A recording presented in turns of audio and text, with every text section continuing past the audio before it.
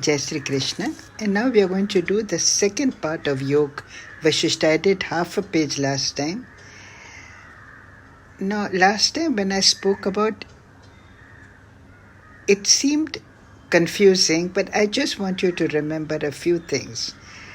Number one, the concept of Naham Karta, Hari Karta hi Kevalam. Naham Karta, Guru Karta hi Kevalam, which means that I am not the doer. The Lord is the doer. My Guru is the doer. There's also something else I spoke about, is that action in inaction and inaction in action. That concept comes in the Gita. And then I also spoke about the fact that in the Gita it says that it is the intentions that what you will be tried for, not necessarily the action itself. It is the intention of that action.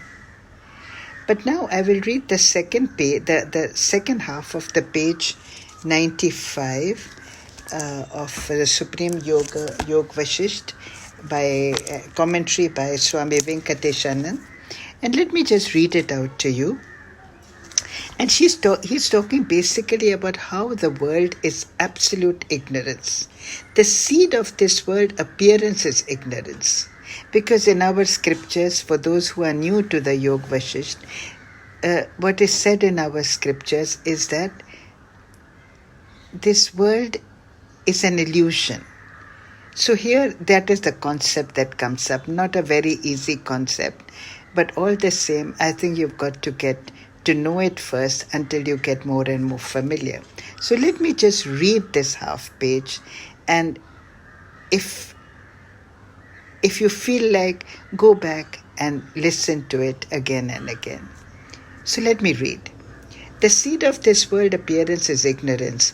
This ignorance or mental conditioning is acquired by men effortlessly, and it seems to promote pleasure. But in truth, it is the giver of grief.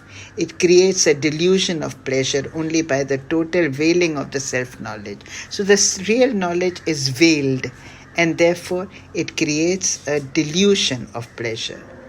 I continue. Thus it was able to make the king Lavanya experience less than an hour, as if it were of several years' duration. Now this is another thing that came up earlier in the story of Lavanya, where he experienced many years, but yet time-wise it was less than an hour in which he experienced these lifetimes. Anyway, I continue to read. This ignorance or mental conditioning has but a momentary existence, yet since it flows on, it seems to be permanent like a river.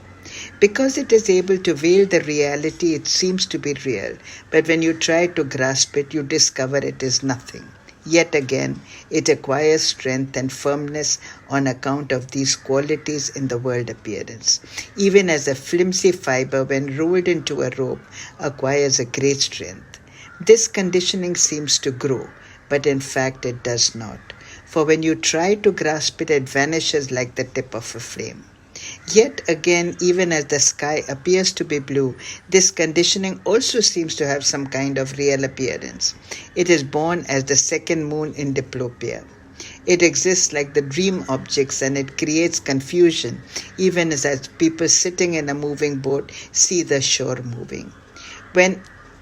When it is active, it creates a delusion of the long dream of world appearances.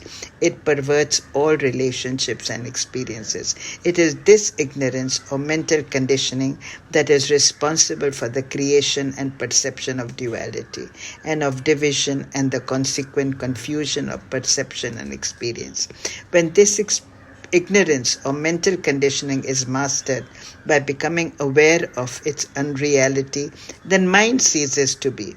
Even as when the water ceases to flow, the river dries up.